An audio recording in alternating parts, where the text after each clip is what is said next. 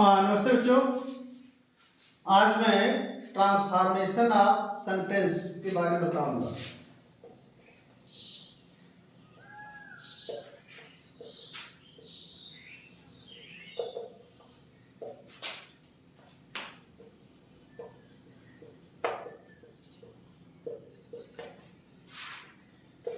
Transformation का मतलब क्या होता है? बदलना। एक और शब्द बदलने में आता है चेंज। चेंज भी बदलने में आता है और ट्रांसफॉर्मेशन भी, लेकिन दोनों में अंतर होता है। ट्रांसफॉर्मेशन का मतलब होता है कि कोई सेंटेंस का अर्थ बदले बिना उसका एक दूसरा रूप दे देना। By some grammatical process transform the sentence into another way, but in change when we say change it's the meaning is totally changed. इसका अर्थ पूरा बदल जाता है। जैसे I go to market, I do not go to market. पास affirmative हो गया नेगेटिव, लेकिन इसमें जो है बदलाव नहीं होता है, अर्थ वही रहेगा। अब जैसे एक उदाहरण है कि Sita is good, her sister is also good, also good. इन दो शब्दों को एस कंजंक्शन से जोड़कर जब मिलाया जाता है तो होता है her sister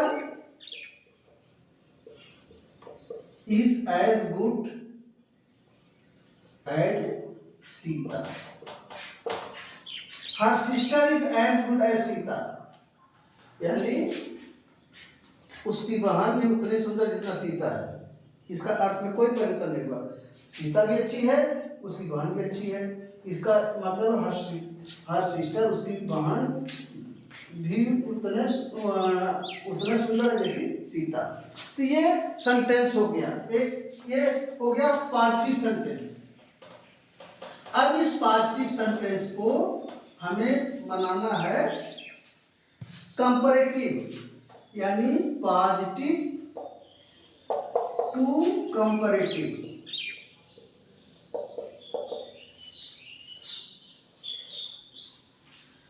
positive to comparative. तो हमने जैसे एक उदाहरण दिया, एक उदाहरण हम लोग, Mahesh is as strong as Suresh.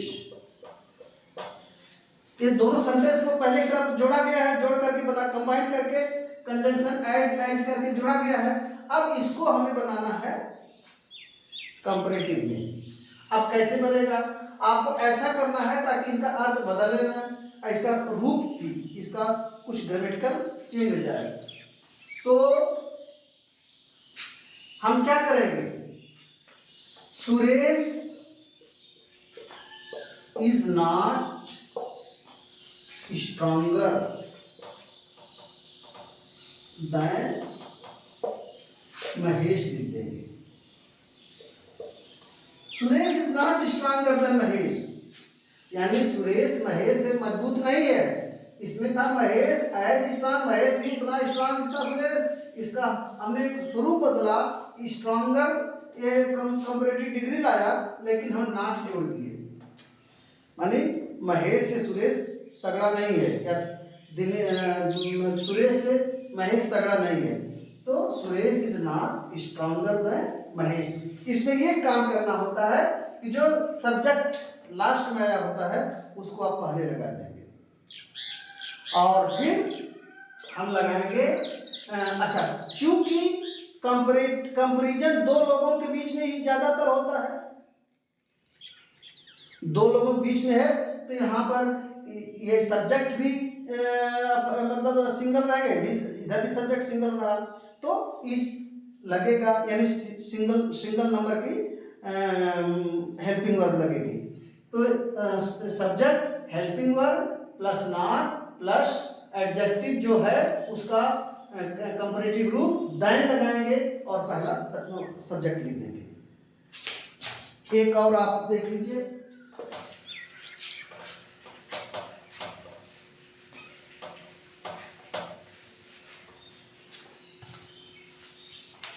Meerut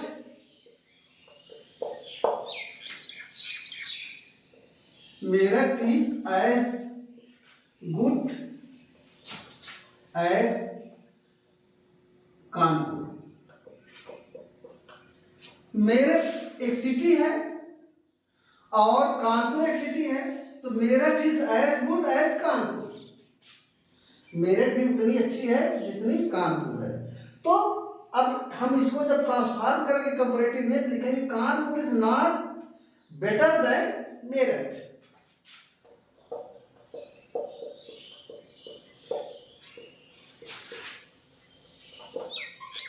better than Meerut, Kanpur is not better than Meerut.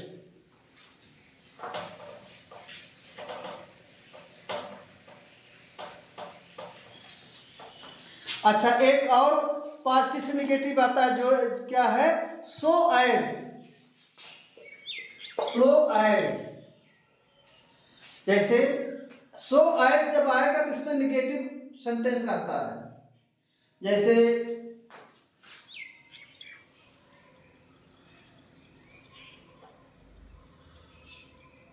Satish is not so powerful as Ritesh. Satish is not so powerful as Ritesh, यानी सतीश उतना पावरफुल नहीं जितना रितेश है। सतीश उतना पावरफुल नहीं है जितना रितेश है। इसका मतलब क्या हुआ, रितेश सतीश से ज्यादा पावरफुल है। इसको हम लिखेंगे, Ritesh is not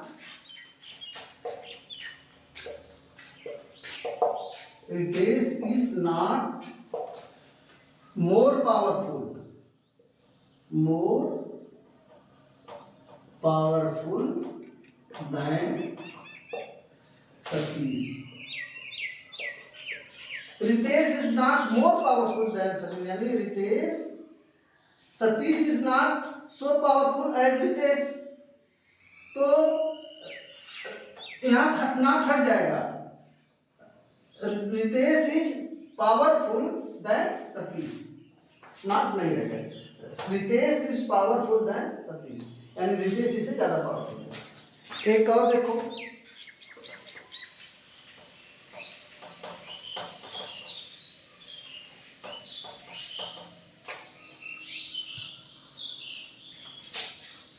Shashi is not सो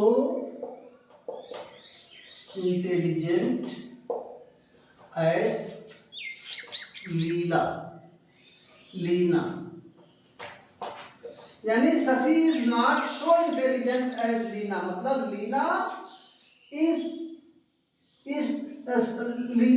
शशि से ज्यादा इंटेलिजेंट है। तो सिंपल सा हम लिखेंगे, Leena is more intelligent than Shashi, यानी लीना शशि से ज्यादा इंटेलिजेंट है। एक और है,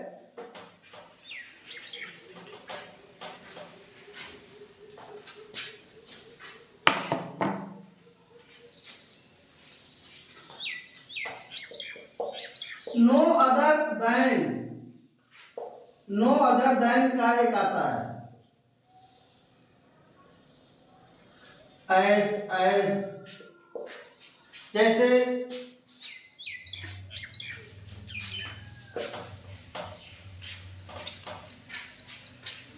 नो अदर बुक